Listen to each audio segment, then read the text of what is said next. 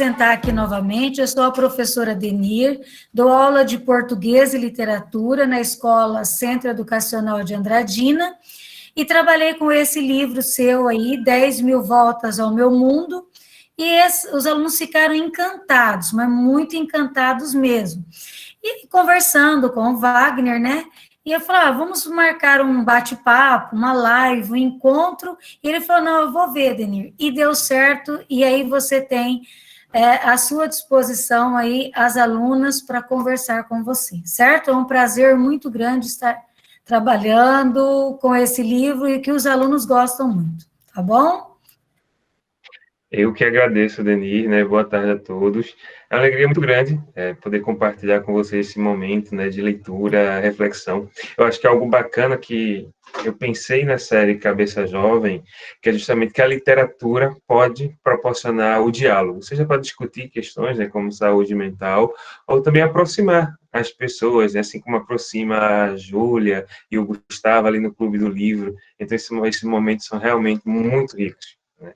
Então, vai ser um bate-papo aí muito bacana. Estou ansioso pelas perguntas. Então, olha, vocês já podem começar. Qual será a primeira? Valentina, quer começar? Você que está... Professora, eu queria, mas eu estou tão emocionada que acho que não vou conseguir falar agora. Eita, não fique, Valentina.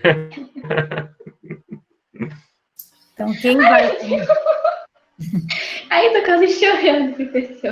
A Valentina ficou emocionada. Então, quem vai começar?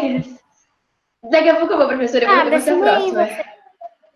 Eu posso começar também, se quiser, professora. Pode começar.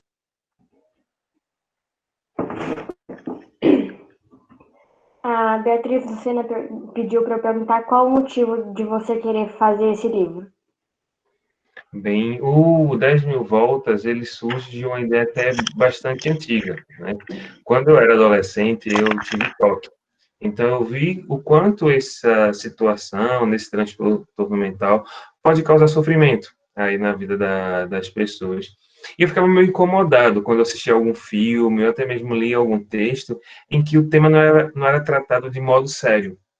Era muitas vezes com humor, com brincadeira, ali se aproximando do bullying. Então, eu pensei, não, eu quero escrever um livro em que eu tenha um personagem, o Gustavo, que tenha... enfrente essa questão para mostrar o outro lado, né? Quem sofre, quais são os sentimentos, as angústias, os medos. Então, foi a partir desse personagem que foi surgindo, dessa ideia que foi surgindo o personagem Gustavo, né? Que pode ser que tenha um pouquinho do Severino, mas também tem muita coisa de pesquisas, de leituras que eu procurei fazer ao longo. E, é claro, o toque está atrelado à questão da ansiedade, e aí eu vi a oportunidade de discutir também a questão da TAG, né, que é o transtorno de ansiedade generalizado. Então, essas 3 letrinhas que podem gerar aí muito sofrimento na vida dos adolescentes e dos adultos, das pessoas em geral. Então, eu vi a oportunidade de discutir literariamente e, quem sabe, poder contribuir com alguma reflexão, com algum diálogo, para aí o crescimento e enfrentamento dessas dificuldades.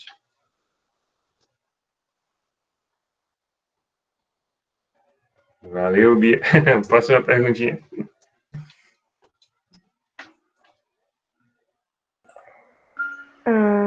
Deixa eu ver. Eu queria saber por que você acha tão importante discutir temas como toque e a TAG? Olha, Luísa, quando veio a ideia, eu comecei a pesquisar algumas coisas. Encontrei reportagens que mostravam um grande número de adolescentes, né, enfrentando essas questões. Talvez as mudanças que ocorreram na nossa sociedade,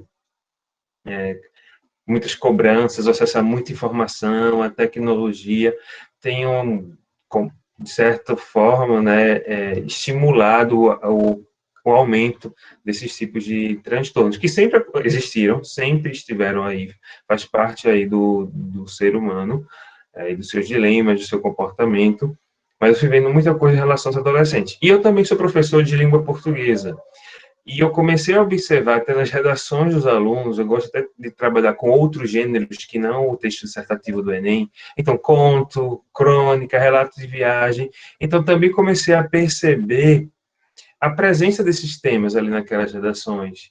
E aí eu cheguei à conclusão de que os meus alunos, os adolescentes, queriam falar, queriam ser ouvidos, né? Queriam poder debater esses temas. E aí a ideia foi crescendo e ganhando força.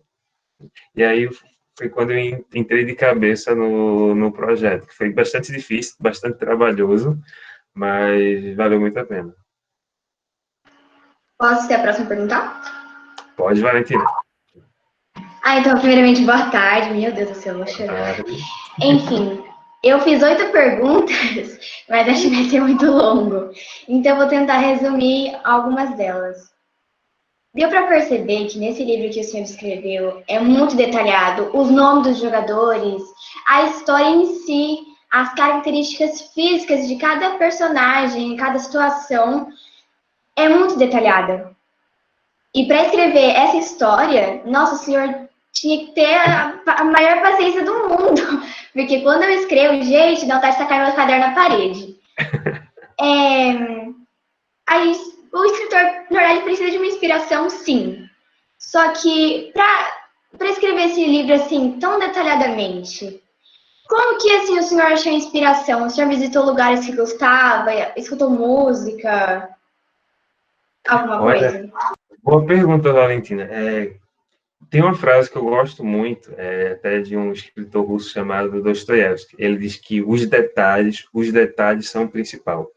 Eu já acreditava nisso, e depois, quando encontrei essa frase no meu caminho, eu digo, sintetiza bastante o que é Severino Rodrigues como autor. Eu gosto de encontrar esses detalhes, essas nuances, mas depende também um pouco de cada projeto. No caso aqui do 10 mil voltas, o Quinteto Fantástico, são personagens, meninos, que fogem um pouquinho do que você esperaria do padrão, né, para esses personagens. Então, tem aquele que é baixinho, tem aquele que é míope, então a gente vai fazendo uma brincadeira com aquilo. Então, para construir essa diversidade, eu precisei ir indicando esses detalhes.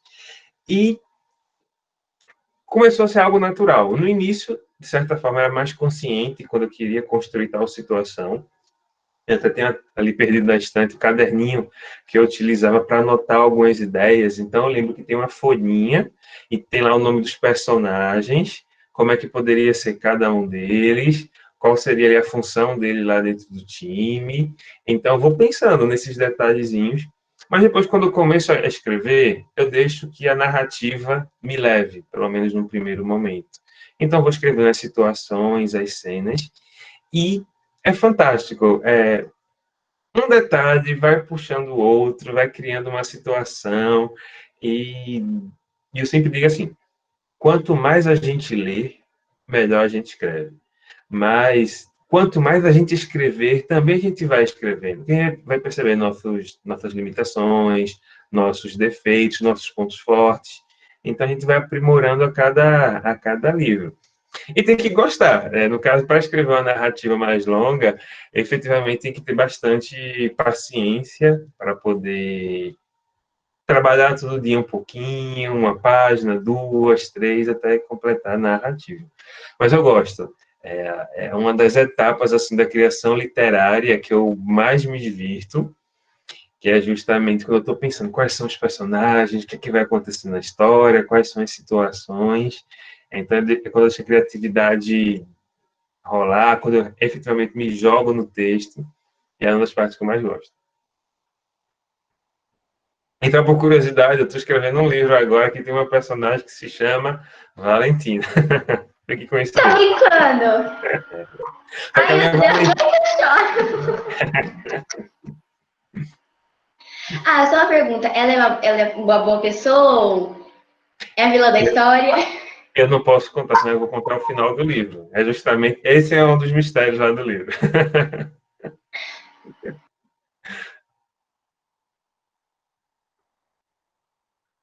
Quem é a próxima perguntinha? A Fernanda me perguntou se a Júlia e o Gustavo, eles foram inspirados em alguém que você conhece que tem esses problemas. O Gustavo tem um pouco. do Severino, né, mas muita coisa de muita pesquisa. Eu li livros da área, conversei com psicólogos, psiquiatras, efetivamente eu fiz uma grande pesquisa, e eu fui tendo feedback também à medida que eu fui lendo, né, e escrevendo. Por exemplo, eu tenho uma amiga, né, que é do mercado editorial, que é a Bel, que ela faz preparação de texto, e ela tem um filho que tem toque, né? Então, eu conversei bastante com a Bel, liguei para ela, a gente passou horas e horas assim, conversando, justamente para entender um pouquinho como é que ela, no papel de mãe, observava essa questão toda, até ler o livro assim, antes dele sair. Então, teve muitas pesquisas. Então, eu sempre costumo dizer que meus personagens, né, são como mosaicos, né? A Valentina falou dos detalhes, que a própria trama é recheada de detalhes, de elementos ali que vão se somando. E eu acredito também que os meus protagonistas, né, os meus personagens, eles são como mosaicos. São pequenas pecinhas de várias observações, de várias vivências, que eu vou somando para montar essa imagem desse personagem. Então, tem um pouquinho do Severino, tem muita coisa de fora, de pesquisas, de leituras, vídeos. É bem nesse sentido.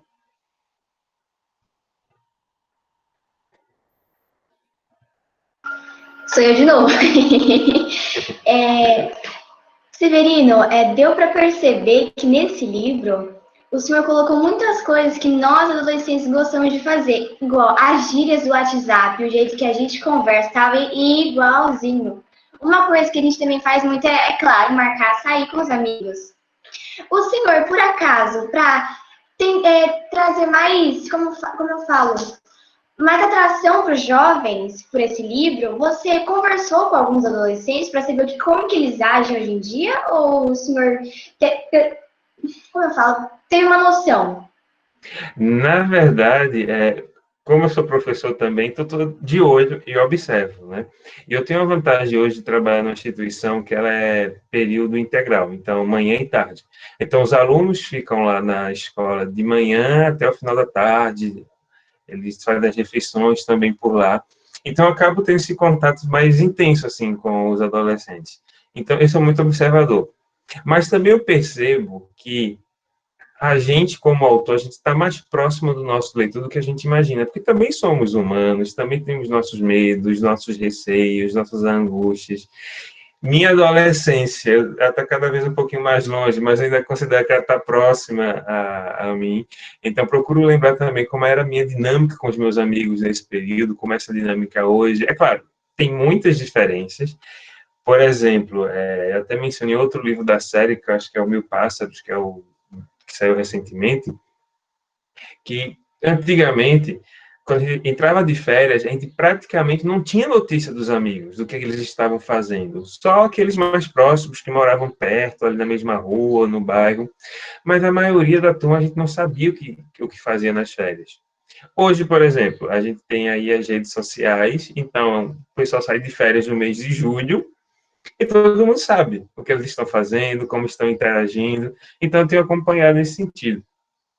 E eu quis trazer a tecnologia, trazer esse diálogo, como uma forma efetivamente de identificação. Do jovem ler e poder pensar que esses personagens, esses amigos, essa turma, pode ser a turma dele, pode ser suas vivências. Então, é claro também que, como autor, eu procuro eu tenho que fazer uma peneira na linguagem, né? Com a questão das gírias e algumas coisas, então eu tenho que trabalhar entre o que está mais próximo da realidade do adolescente, do seu cotidiano, do modo como ele fala, e também um pouquinho da escrita literária. Então, é um quebra-cabeça meio difícil de fazer, mas eu gosto. Ontem mesmo eu estava revisando um texto, né? Aí o editor sugeriu, olha, tem como trocar essa frase por essa outra? Aí a sugestão dele, não, olha, adolescente não fala assim, não. Vamos pensar em outra forma de dizer isso aí, que seja um pouquinho mais próximo do adolescente, né, do que adulto. Eu acho que na situação, em vez de dizer que o menino ia ficar chateado porque podia ficar falando dele, aí o editor sugeriu má fama. Mas eu digo, o adolescente não vai falar que vai ficar com má fama. Ele vai dizer que vai ser zoado, que o pessoal vai tirar onda com ele, então você tem que saber o trabalho com a linguagem. Alguém tem mais alguma pergunta? Posso enviar a minha pergunta no chat? Eita, pode também. Quem quiser também, aí eu faço a leitura. Ana Clara Santos pergunta: na sua autobiografia, você diz que é rodeado de adolescentes que te inspiram. Qual deles foi sua maior inspiração para o livro?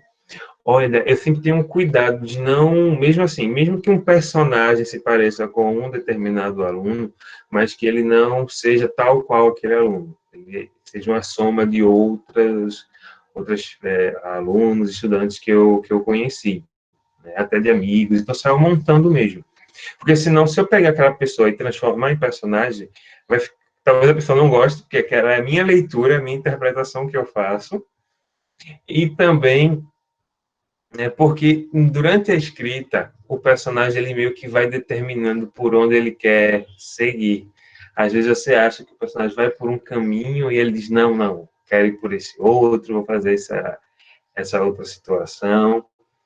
Então, eles têm um pouquinho dessa liberdade. Mas o mais próximo aí seria o Gustavo, seria das minhas vivências, mesmo na minha adolescência, mas os outros têm muito da observação, né? Por exemplo, as amigas da Júlia, que estou lembrando agora, a Kátia e a Tatiana, são inspiradas em duas amigas que eu conheço, e as duas amigas uma se chama Kátia e a outra Tatiana, e elas vivem para cima e para baixo. Então, acabei colocando ali na história também. Então, vou trazendo um ou outro elemento, mas é mais nesse sentido. Não chega a ser alguém específico que inspira determinado personagem. Eu tenho uma pergunta. Pronto, quem falou foi... Eu, Ele falou, Giovana. tem Giovana e depois Fernanda, que a Fernanda levantou a mãozinha. A minha pergunta é, se você já teve alguma crítica construtiva que te ajudou muito? Crítica construtiva que me ajudou muito.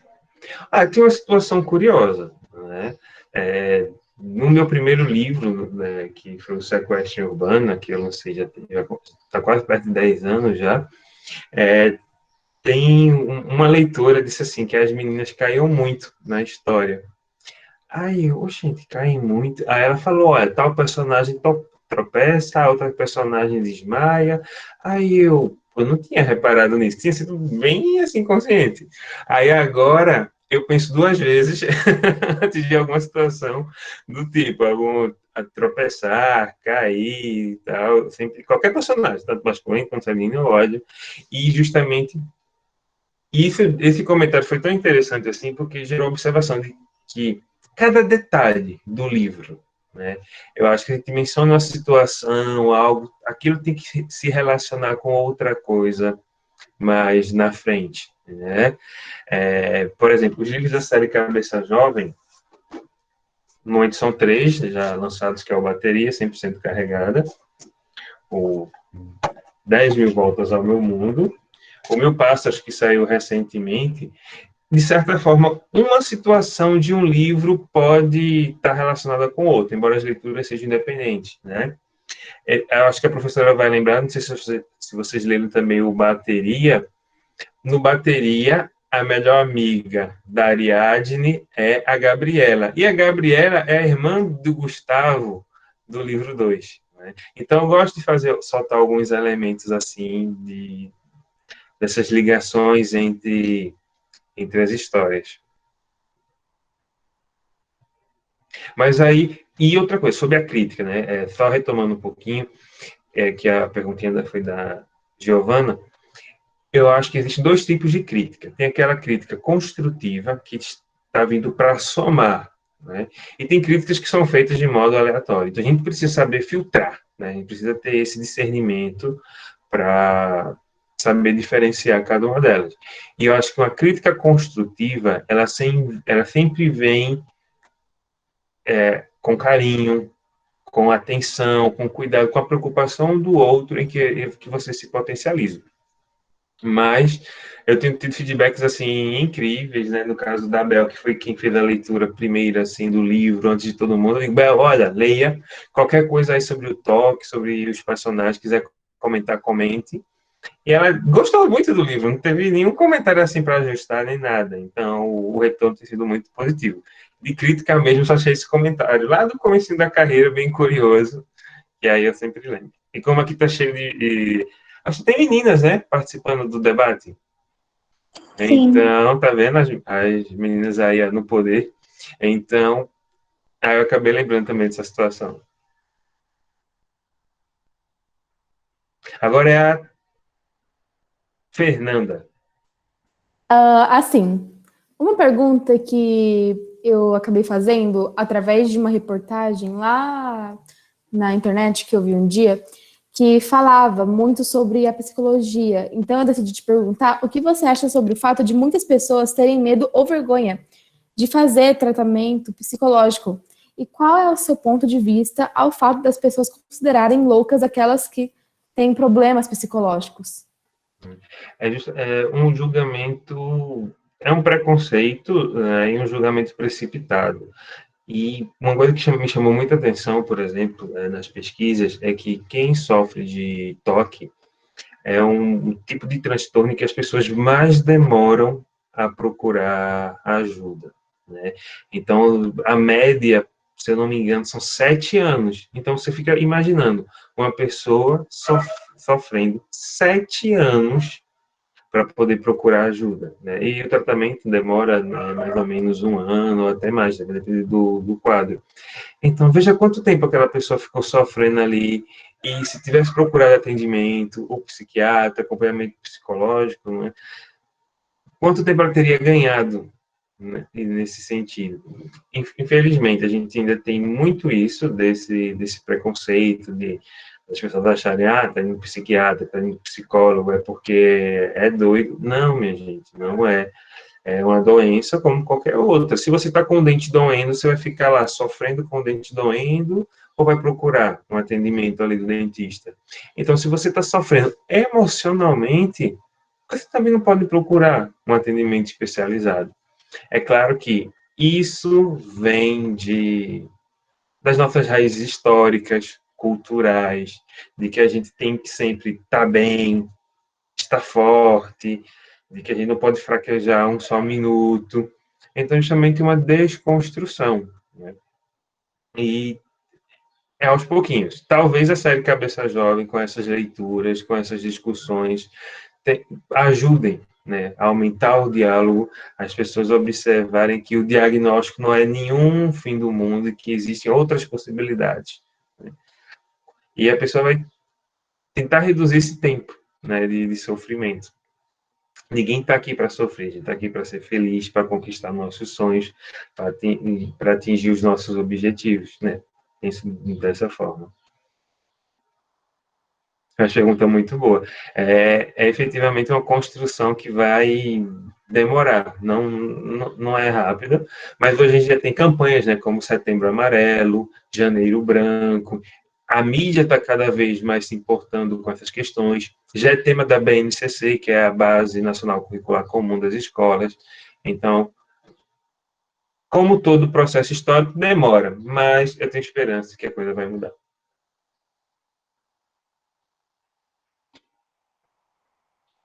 Valeu pela pergunta, Fernanda. Tem umas perguntinhas no chat, deixa eu dar uma olhadinha aqui. Luísa pergunta, trazendo a pergunta da Isabelle. Isabelle Benanti perguntou se houve alguma ideia inicial para o livro que mais tarde foi descartada. Teve. Teve sim. Eu joguei até 20 páginas fora do livro, né? Quando eu estava indo por um caminho, eu pensava, Ana Clara chega fez uma carinha ali de surpresa, eu pensava que eu estaria por um caminho, aí eu pensei, não, acho que não é bem isso que eu quero, estava até um pouco parecido com o que eu já tinha feito no bateria, eu disse, não, tenho que mudar isso aqui. Então fui mexendo, chegou um momento que eu olhei assim, eu digo, essas páginas aqui vão ter que sair, aí eu selecionei tudo. Eu não apaguei, não, assim, eu tirei do arquivo, guardei, porque vai que outro livro, outra situação acabe utilizando, mas eu descartei, né? 20 páginas é basicamente uns 2 capítulos. No caso aqui, como os capítulos são mais curtos, davam mais, mas o sofrimento foi grande. Mas bom para a história, né? E essas mudanças a gente vai aprendendo efetivamente com o tempo. No início a gente fica ali sofrendo para fazer, mas depois o resultado compensa bastante. Tem outra perguntinha da Ana Clara aqui. Ana Clara, as atitudes do pai de Júlia, você acha que isso é um avanço para a TAG ou a depressão? Todo um contexto, né? Quando a gente fala em transtornos mentais, é preciso saber que existe uma questão bioquímica, até do próprio organismo, que também influencia nessas questões. Mas é claro que o contexto familiar pode ajudar ou pode atrapalhar no enfrentamento, né, disso tudo. Então, no caso do pai da Júlia, sim, ele é especificamente aquele pai que não dialoga, ele quer que o filho realize os sonhos que ele tinha para ele, né? Então, toda aquela pressão, toda aquela cobrança, e a Júlia vai assimilando tudo aquilo, então vai gerando aquela carga de sofrimento, de dor, de cobrança, de estresse, de preocupação. E veja que ponto, né?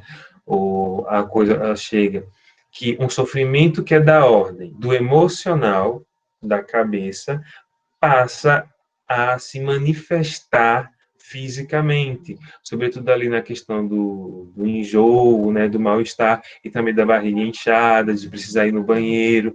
Então, vejam, os psicólogos até dizem, né, que o estômago é o nosso segundo cérebro, porque quando a gente está nervoso, quando a gente está com medo, né? Quem de vocês nunca, assim, né, sentiu um negocinho na barriga diante de um medo, um susto, uma preocupação? Então, isso se materializa. Então, quis trazer justamente nesse personagem do pai da Júlia, aquela figura do pai que, devido a cobranças excessivas, acaba, às vezes, querendo fazer o bem, mas acaba não fazendo tão bem. Mas no final da história a gente tem ali aquela reconciliação, aquele momento em que os dois, né, se aproximam. Então, Severino. Tem a redenção. Oi. Ainda continuando falando sobre o pai de Júlia, assim, deu pra perceber que sim, o pai dela quer que ela siga o mesmo caminho que ele. Não é uma intenção ruim.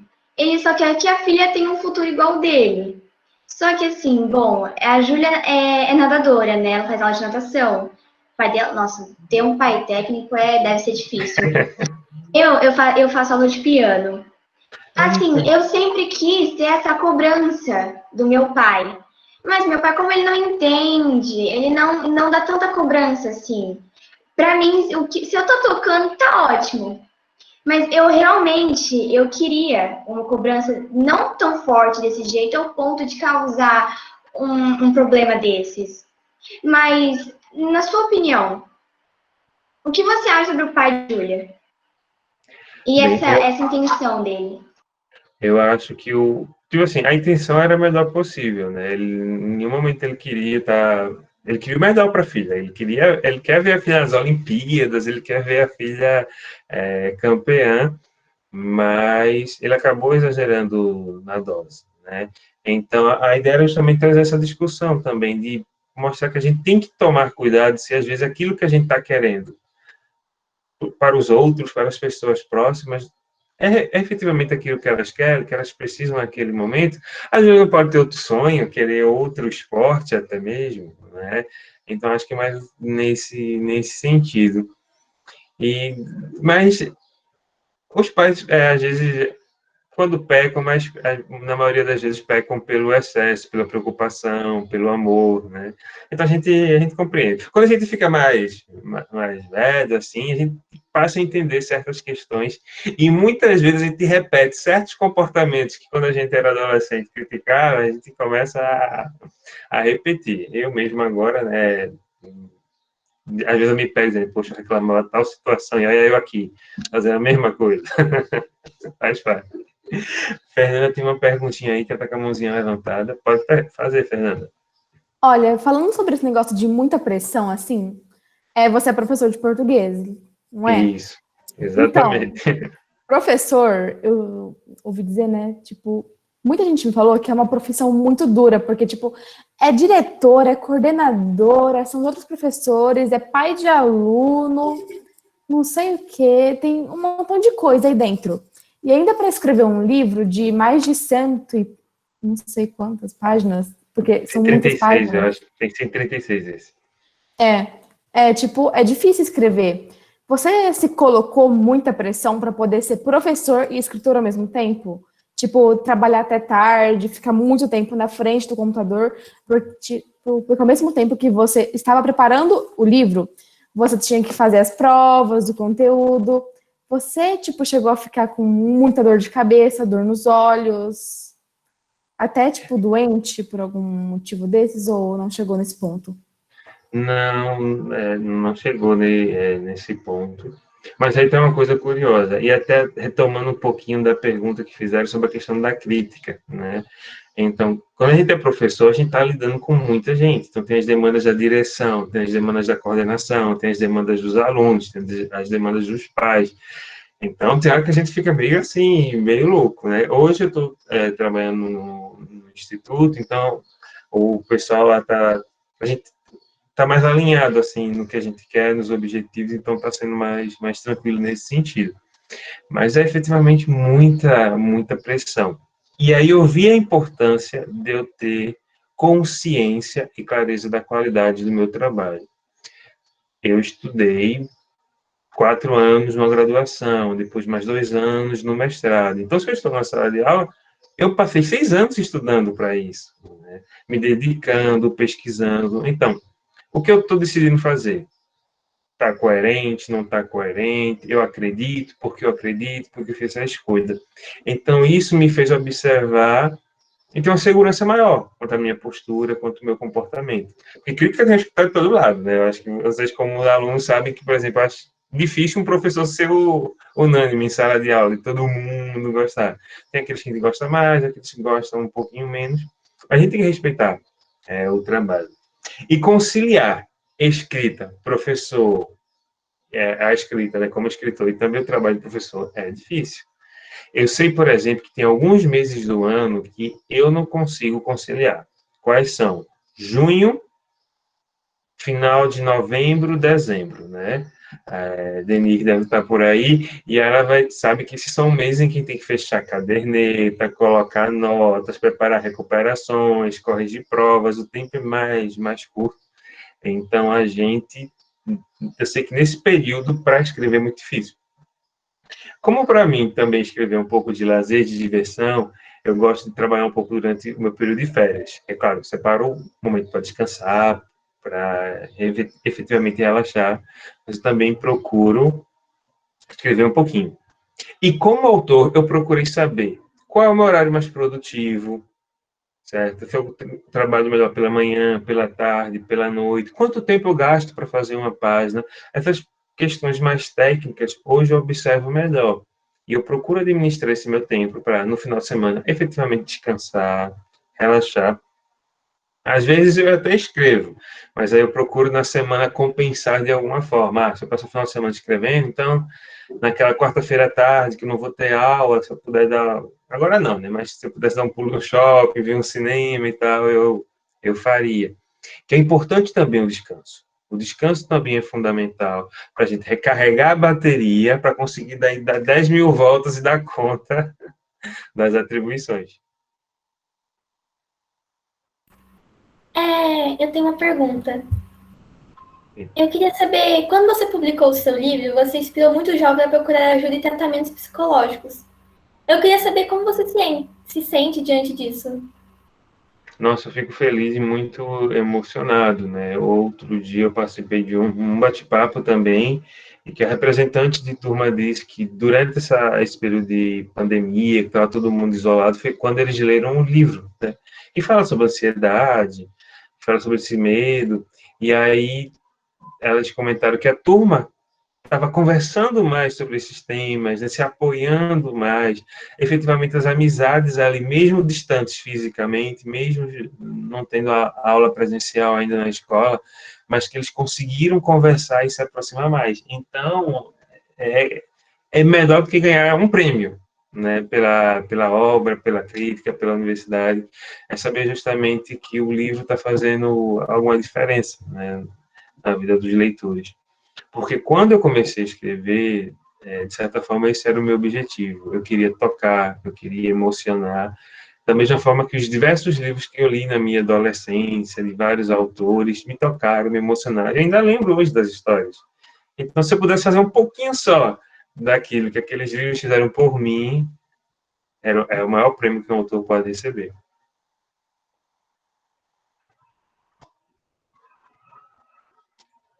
Acho que Giovana tem perguntinha. E tem pergunta no chat também. Então, Giovana. Qual é o objetivo principal desse livro? O objetivo principal, eu acho que é ampliar o diálogo.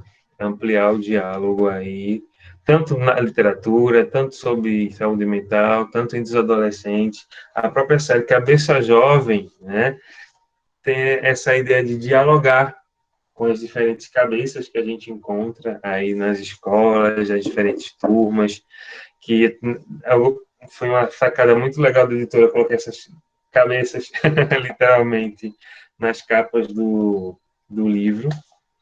E cada cabeça simboliza um adolescente diferente, com seus medos, com seus traumas, com seus sonhos, com suas angústias.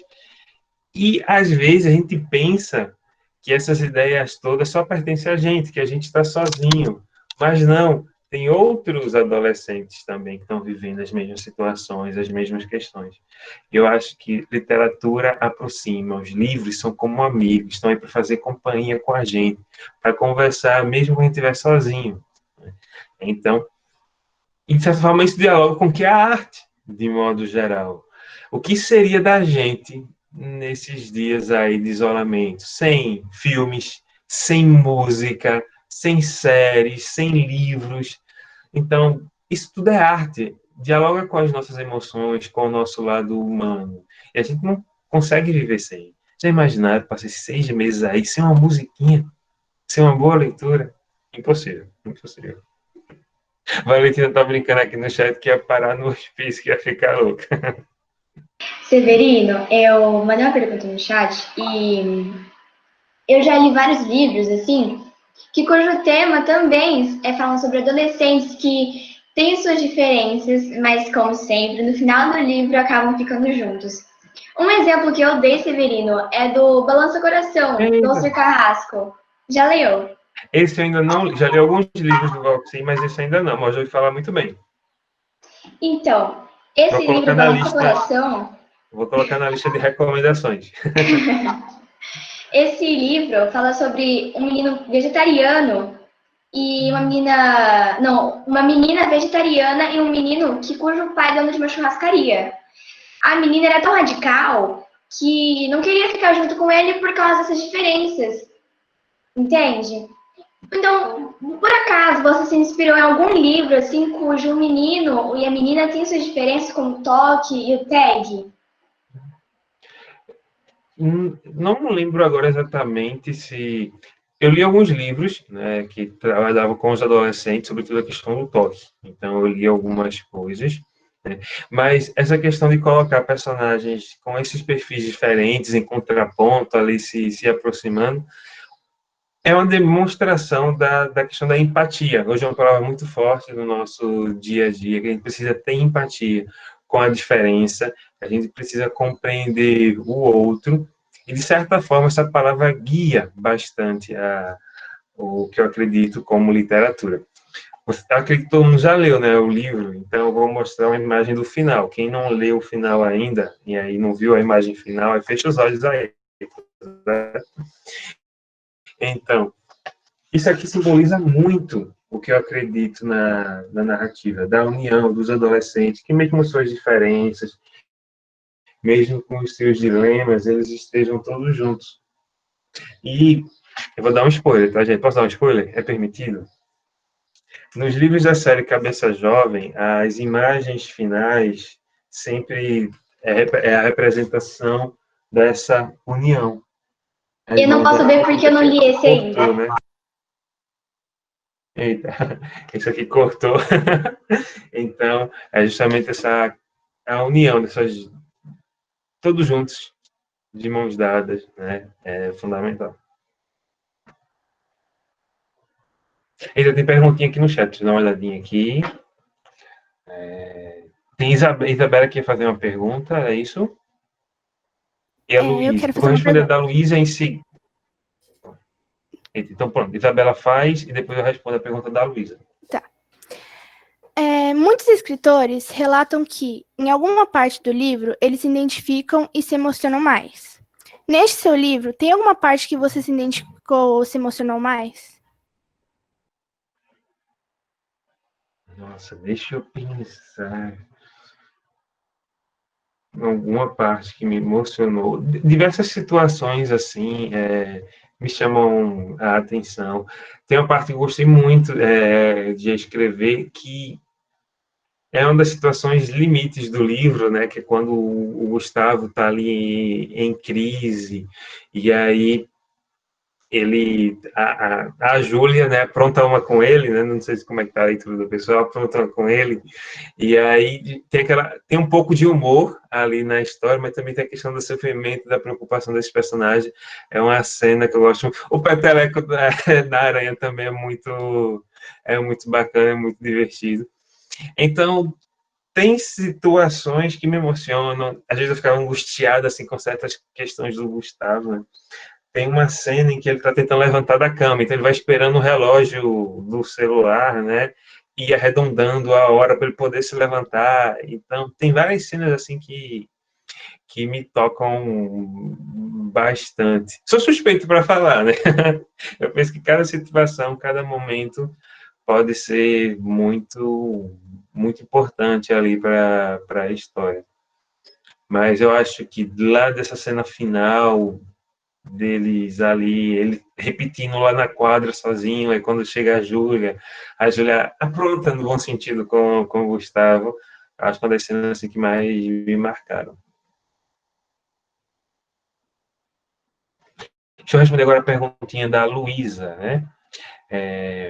Quanto tempo durou a pesquisa para esse livro? Olha, Luísa, demorou bastante tempo. E eu sempre considero o seguinte, a partir do momento que eu tenho a ideia, eu começo a ir pensando. Mesmo que eu não vá escrever o livro imediatamente, eu vou pensando, pesquisando bastante. Durante a escrita do 10.000 Voltas, eu já estava trabalhando numa cidade aqui um pouquinho longe da onde eu moro. Então, no caminho, eu ia escutando podcast de entrevistas, né? Baixava alguns vídeos em formato MP3, justamente para ir ouvindo no caminho, na estrada. Então, mas eu acho que mais ou menos um ano. Um ano durou mais ou menos aí esse processo. Uns 6 meses só de pesquisa, de só leitura mesmo, e outros 6 meses de dedicação ao texto, à escrita. Foi bem demorado. E aí, como acho que foi a Fernanda que comentou, tem a rotina de sala de aula também, na verdade, que vai atrapalhando e roubando aqui um tempinho, outro ali, mas mais ou menos um ano o tempo. Melina, a Melina acho que não fez pergunta ainda, não foi, Melina? Pode fazer, Melina. Você gostou de produzir este livro?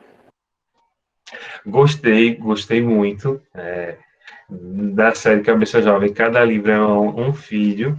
Terminei o 4º livro, que deve sair no ano que vem, que vai se chamar 1 Milhão de Mistérios. Né?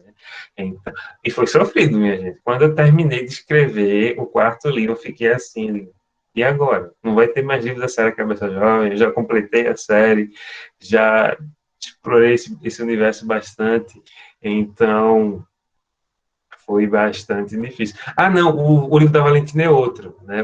Da série Cabeça Jovem eu já terminei, a Valentina está em outro livro.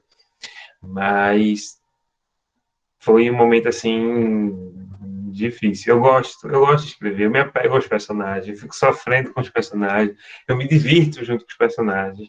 Parece que se tivesse uma câmerazinha filmando enquanto eu escrevo, eu dizer, nossa, isso é meio, né, louquinho da cabeça.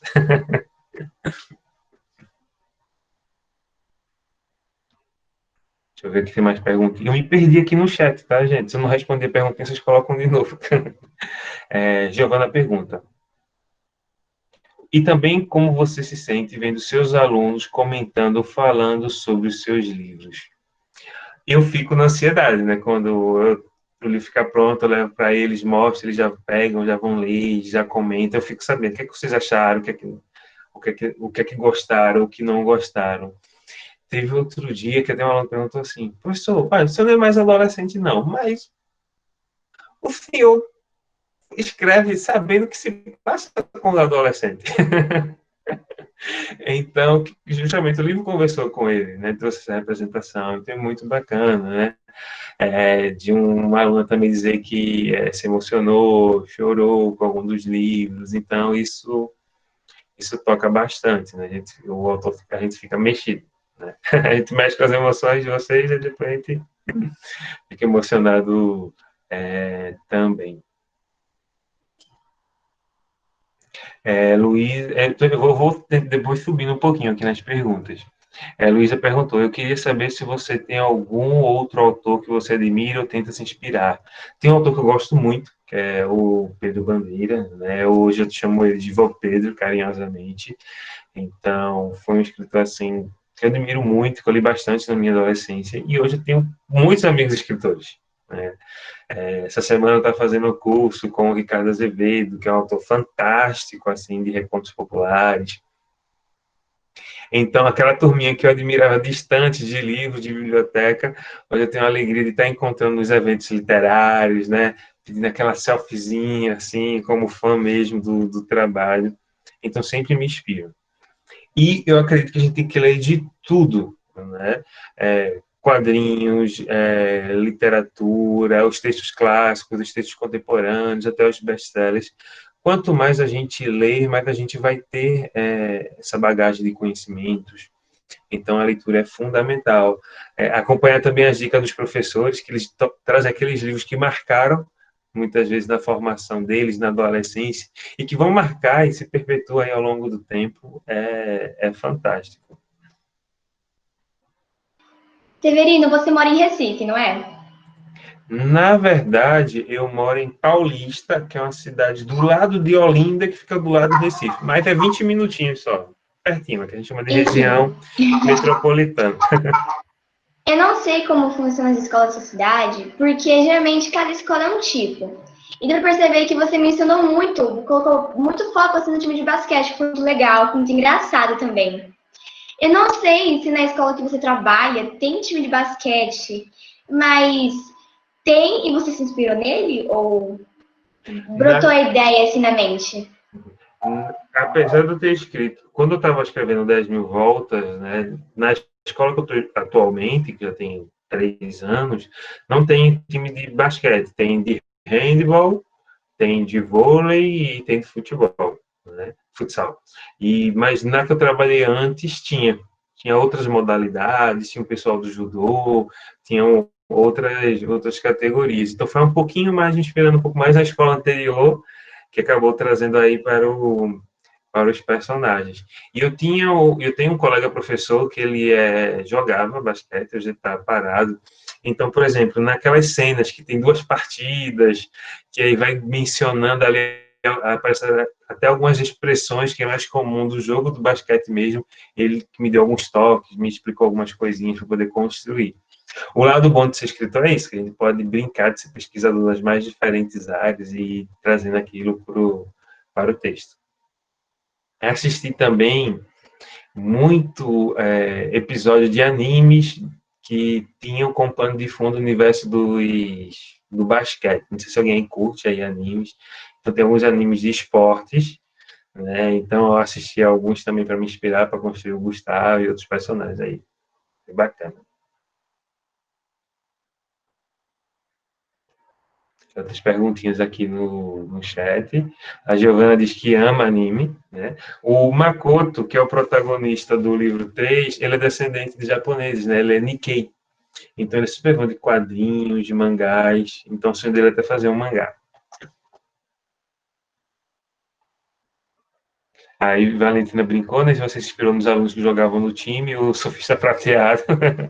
Sim, ali pro técnico, tem que fazer uma brincadeirinha ali com o universo ali dos quadrinhos, dos super-heróis. Além do estilo dos seus livros, tem algum outro gênero literário que você gosta? Eu leio de tudo.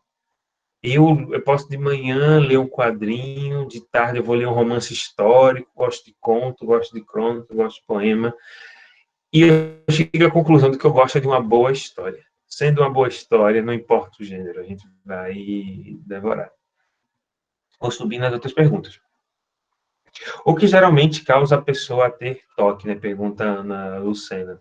Olha, Ana, das minhas pesquisas, pelo que eu observei, o toque ainda é uma questão que intriga muito os médicos, os psicólogos, né? Por quê? Como algo que a própria pessoa sabe que não faz sentido fazer, a pessoa faz, né?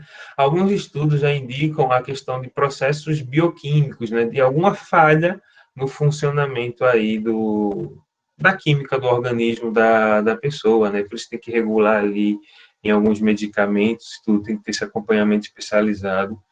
Então, tem diversas questões que vão sendo colocadas.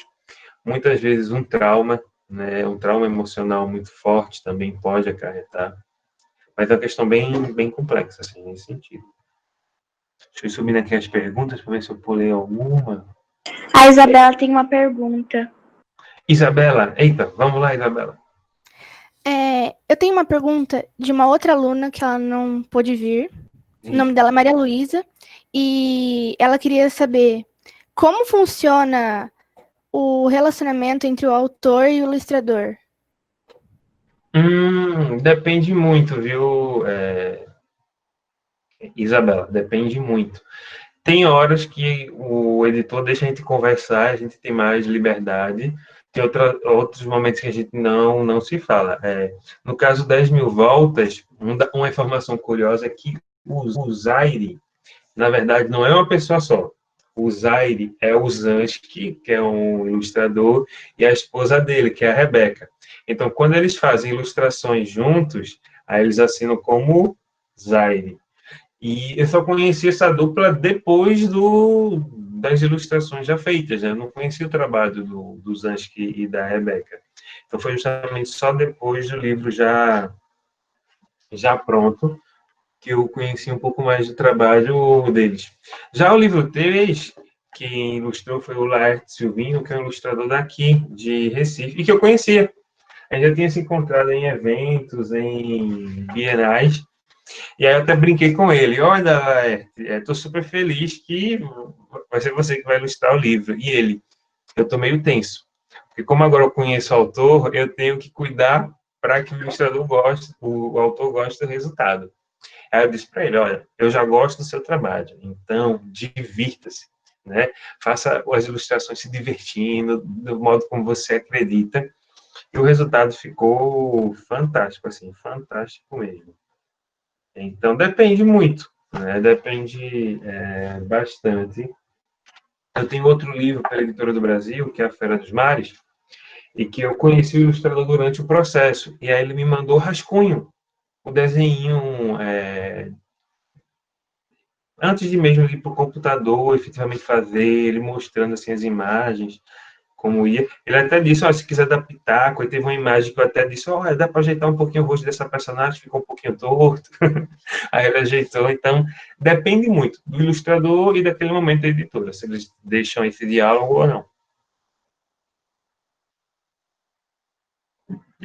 Eu vi uma perguntinha aqui da Luísa também, né? Se em algum momento eu pensei em desistir. Olha, o início é difícil.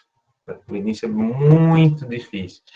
A gente vai numa livraria, entra num site de uma loja virtual, a quantidade de livros que tem, né? E para a gente se destacar, para conquistar o nosso espaço. Então, o início era muito difícil. Eu mandava um texto para uma editora, depois de 6 meses, chegava não vai rolar, infelizmente não vamos publicar, né? Boa sorte aí com outro e tal. Então, isso era muito triste. Mas eu nunca me ouvi, no sentido de desistir. Então, eu podia até ficar meio triste naquele dia, dormir meio chateado, mas no dia seguinte já acordava cedo, já mandava aquele texto para outra editora, já começava a escrever outro livro, e vamos pesquisar, vamos se dedicar, que uma hora vai alcançar. E é por isso que eu sempre digo que quando a gente tem um sonho, por mais difícil que ele seja, com dedicação e paciência, a gente alcança, né? né? Dedicação porque, por exemplo, eu vou falar da literatura. Um livro a gente não escreve, né, 100 páginas num dia. Quem, por exemplo, alguma de vocês desejar ser médica ou advogado, ou qualquer outra profissão, vai muitas horas de estudo aí no vestibular, né? A Valentina quer ser juíza, né? Então, muitas horas de estudo, dedicação, então tem que ter essa paciência, né? Essa dedicação para realizar um sonho. Mas aí, quando você chega lá, você alcança, você vê que todo aquele trabalho, toda aquela persistência valeu a pena. Olha, a Fernanda quer ser estilista, Ana, dentista, olha, a Fernanda, produtora musical, Ana Clara, publicidade. Olha, se alguém depois aí quiser ser cineasta, diretor de cinema, né? Não sei, quem sabe leva para os cinemas 10 mil voltas ao meu mundo do futuro. Fica aí a dica. Severino, Oi? deu para perceber que nesse livro você não só mencionou o toque, o tag, não sei como fala, É tag, mas tag. se prestar bem atenção, você repara que também tem um pouco de bullying. O que era para ser uma zoeira, virou bullying com o baixinho. Ele era o menor, ele era jogador de basquete, era minúsculo. E era o que tinha a namorada, que por sinal era maior que ele. Então, se reparar bem, assim, você teve a intenção de colocar um bullying, assim, de uma maneira, não uma situação engraçada, ou quis focar mesmo nisso? Na verdade, o primeiro livro, que é o Bateria, ele vai discutir mesmo essa questão do bullying, do cyberbullying, dos ataques de haters na rede social. Aqui no caso do Quinteto Fantástico, eu quis mostrar o seguinte, né? Por exemplo, o personagem, que era o baixinho, ele até não se importa tanto com como chamam ele na história, mas também mostrar que isso não impede dele alcançar aquilo que ele quer, de estar lá, de ser o Quinteto Fantástico, estar entre os 5 melhores ali da escola, de ter uma namorada super alta, que até o pessoal brinca com ele ali na cena do colégio, e depois o pessoal fica tudo murchinho, porque quem acaba vencendo aquela cena, aquela situação, é ele. E é justamente discutir isso, de que a gente não se limita aos nossos estereótipos, a gente vai além deles, a gente desconstrói, a gente, né, vai crescendo. E era uma forma também de blindagem, né, dos personagens, né? Acho que até comento numa cena que cada um tinha um apelido, mas quando você está em jogo, quando você está lutando, não só vão surgir críticas, vão surgir também apelidos, comentários negativos, e a pessoa tem que estar lá focada, prestando atenção no que efetivamente é necessário e é preciso. Então, foi trazer um pouquinho disso, dessa garra para esses personagens, né? Não tanto discutir a questão do bullying, eu acho que o bullying eu acabo discutindo mais no Bateria, que é o primeiro. Quem tiver irmão, ou primo, ou amigo aí no 6º ano, depois dá um jeito aí de ler o Bateria 100% carregado. Tem mais uma perguntinha da Fernanda. Olha, eu queria perguntar sobre os temas que você gosta de escrever. Deu para perceber que você gosta de um tema mais realista, assim, e mais para os adolescentes. Porém, eu queria saber se um dia você já pensou em escrever alguma coisa, tipo, fantasiosa, com fadas, coisas, poderes. Eu tô com uma ideia bem legal, assim, na área da fantasia, né? Foi até tipo assim, eu tenho uns livros da série Cabeça Jovem que tem essa questão mais de realidade, né? São mais realistas. Antes eu escrevi alguns livros de mistério e suspense. E agora eu estou entrando no universo do fantástico, do maravilhoso. Então tem algumas ideias, estou burilando. É outro universo, é um outro estilo de escrita, assim, em alguns momentos. Então, estou com uma ideia bem legal. Já tem uma editora que sinalizou um pouco de interesse, mas eu estou aguardando ainda. Mas eu acho que vai vir coisa na literatura fantástica aí futuramente. Vamos torcer.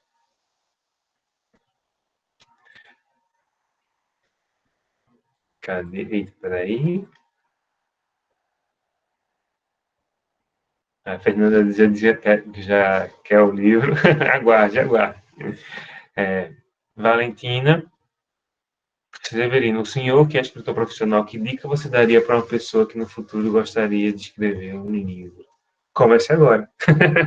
Comece agora escrevendo, mas agora sem a preocupação de publicar. Mas é importante vocês saberem que a maioria das editoras, né, elas esperam que eu já tenha mais de 18 anos, porque tem assinatura de contrato, né, tem essas outras questões. Mas nada impede você começar a escrever para você mesmo, até mesmo para mostrar para os amigos, criar um blog. Eu, por exemplo, quando eu estava no ensino médio, eu peguei um caderno e comecei a escrever uma história lá, começo, meio e fim, os capítulos e tal. E é uma aventura que se passava em Fernando de Noronha sem eu ter nunca ido em Fernando de Noronha, mas eu fiz umas pesquisas e fazendo a história. Não ficou lá essas coisas, mas foi uma experiência bacana e já me deu aprendizado e conhecimento para escrever outras histórias, né? E é sempre bom também começar a participar de concursos, né? Tem concursos até mesmo para fazer de contos, crônicas, poemas, é só pesquisar na internet por concursos literários. Então, comecei assim também, com 18 anos, ganhei meu primeiro, aí eu ganhei troféu, ganhei prêmio em dinheiro, recebi no final do ano, eu comprei tudo em roupa, em livro.